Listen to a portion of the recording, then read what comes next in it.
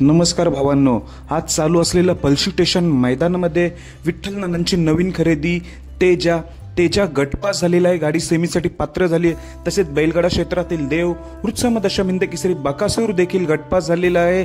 गाडी सेमीसाठी पात्र झालेली आहे। आज खूप भारी वाटते, दोन्ही नंदी टॉपचे सेमीसाठी पात्र झाले आहेत। तर भावांनो, गट क्रमांक 6 मध्ये बकासूरची आपल्याला गाडी पलताना दिसली होती।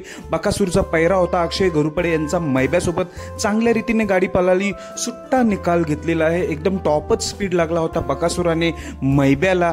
तर भावांनो, गट क्रमांक 6 मध्ये बकासूर मैब्याची गाडी गटपास झाली। बकासूर डाव्या खांदी झुपला होता। बकासूरला डाव्या खांदी देखील चांगला टॉपचा स्पीड आहे। त्यामुळे आज गट क्रमांक 6 मध्ये बकासूर आणि मैब्याची गाडी गटपास होऊन गाडी सेमीसाठी पात्र झाली। आणि भावांनो, विठ्ठल नानांची नवीन खरेदी आज एक प्रकारे घरचाच साथ। बुलढाणा एक्सप्रेस बाब्या देखील नानांच्या नियोजनात पळतोय।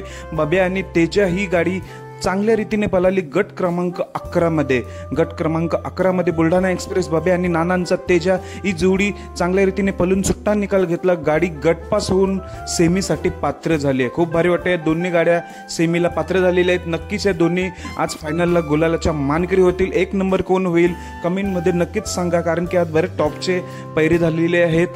फायनलला आपल्याला समजणारच कोण होईल 1,51,000चा मानकरी पळशी स्टेशन मैदानाचा। धन्यवाद भावांनो।